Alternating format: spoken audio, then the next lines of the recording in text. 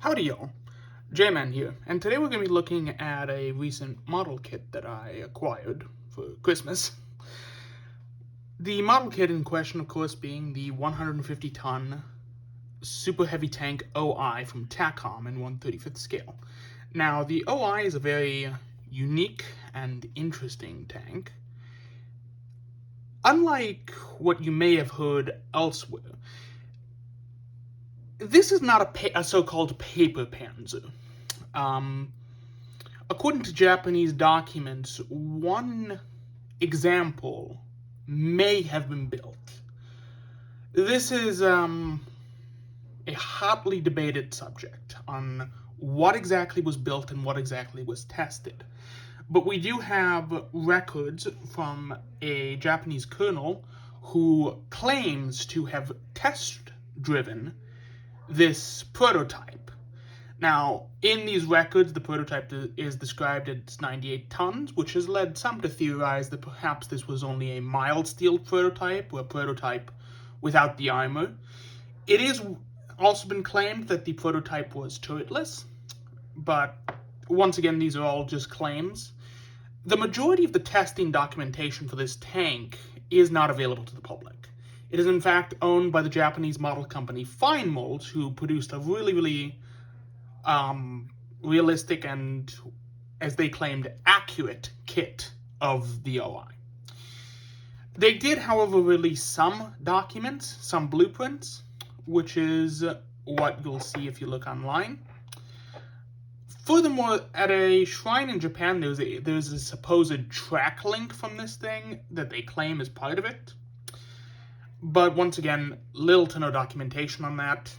In fact, according to the original documentation and the colonel who drove it, the vehicle, in fact, actually never really worked. It actually collapsed to the road it was on, and in attempting to get the tank out, they destroyed the suspension, and the tank was abandoned in the field and was never seen nor heard from again. Anyway, as for the actual kit, this is a new tool, and of course we've got the box art here of the potentially completed OI. On this one, which of course you may recognize if you play World of Tanks, you've got the 15cm gun, as well as what's until recently been claimed to be 47mm guns. However, a Japanese tank historian, nicknamed Taki, has put forward a theory that, in fact, these two guns are actually 70mm anti-tank guns, as found on the Japanese Rogo heavy tank, the, I believe, Type 95 heavy tank, which was itself a derivative of the earlier Type 91 heavy tank. So anyway, in the box, we get the tank plus 4 metal barrels. You've got one gun to simulate the one metal barrel to simulate the 10.5 centimeter gun, which was later adapted to the project in the second phase. You've also got the 15cm gun from the 15cm howitzer, as well as the two either 47mm guns or 70mm guns. Still big debate. Anyway, cracking open the box, we're immediately greeted by the largest part of this particular kit, the hull. This hull is, well, for lack of a better term, it's massive. Just utterly massive. And I'd say this is around 11 inches. It's pretty nicely, decently detailed. Nothing on the inside, of course, but a lot of very nice detail on the bottom. Aside from that, we're also greeted with the upper hull, which decently detailed. You've got your space for the forward turret, the aft machine gun turret, and the big main turret. Looks pretty decent. Once again, nothing on the interior. But next, and of course I've already opened this kit, so we'll look at the instructions a bit later, but the next major sprue that we have is turret pieces. Now, obviously right here we have the top and bottom for one of the smaller turrets, as well as the sides, parts for the big turret, various other pieces, The next sprue we have is the top and bottom to the main turret. Very big, and the Japanese commando figure, which you can see here. Next sprue, it's two sprues. We've got ladder rungs, the non-metallic barrels, various parts to create the road wheels, and turret pieces. All in all, that would be sprue F.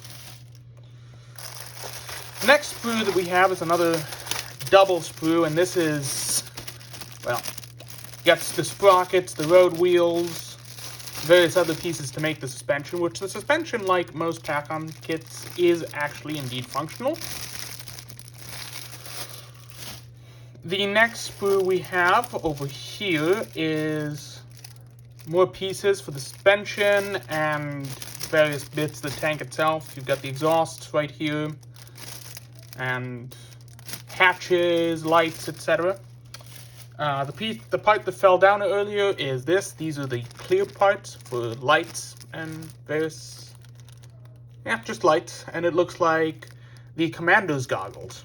And that should be fun to put on. The next sprue that we have is the hull sides. These are the side skirts. Now, of course, that means the majority of your track isn't visible, but it's still pretty nice. And, of course, you've got, they're pretty big, of course. The next thing we have in the final big sprue is the tracks. And this is this is 3 sprues of tracks. It is, I hear that this is the part that takes the longest on this kit. Continuing forward, we also get this bag, which this bag has the deck decals. You have markings for a couple tanks. Now, obviously, these are fictional markings. We don't know what the original looked like. And then, of course, we have the metal gun barrels. These are very nice, actually. Very nicely machined and tooled. Of course, the one I just showed was the 10.5 centimeter gun, or the 105 millimeter howitzer, and the 150 millimeter gun, very short. And then, of course, you also get the 2, as they've been claimed to be until recently, the 47 millimeter guns. But of course, as I mentioned earlier, these may in fact be 70 millimeter guns. As for the instructions are done in Takom's usual style, of course. We have a little bit of information, brief information, a side profile of the vehicle. Looking on the inside of these, just general instructions. You got parts layout, some notices, how you build the tank, of course. Of course, don't be fooled. It may only have 8 instruction points and 7 pages, but there's a lot of work to do. You also get this.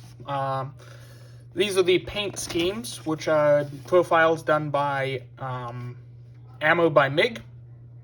You get, in this particular vehicle kit, you get 4 different schemes. Fictional schemes, of course, what-if schemes, but all in all, pretty neat kit. These 2 schemes right here are for a tank armed with the long-barreled 10.5 centimeter gun, and these are schemes for a tank armed with the 15 centimeter gun barrel. Really, it just depends on what you want to, how you want to depict the tank. From my understanding, and here you can see, of course, the back, or the profile at the front, with a link to Takom's Facebook page, and the year 2022, and kit 2157, I believe? Yeah, I think so.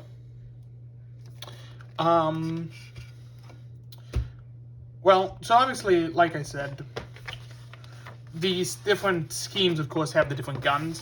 And from my understanding, that's because initially, as planned by the original designer, the OI was supposed to have this 150mm howitzer. However, when that designer stepped down or otherwise left the project, the new designer sought to give the tank better anti-tank capability. So among the many changes he made to the design, he also increased the gun size. Anyway, this kit should certainly be a very fun kit to put together. I'm definitely looking forward to it, and yeah, I'd say this would be well worth your time if you have any interest in World War II Japanese vehicles, or even what-ifs, so-called paper panzers, even though, of course, a prototype may have been made of this. But yeah, overall, I'd say definitely well worth it. And you can find these at most major hobby shops. I got mine from Andy's Hobby headquarters. I paid around, I believe, $65 USD. So yeah.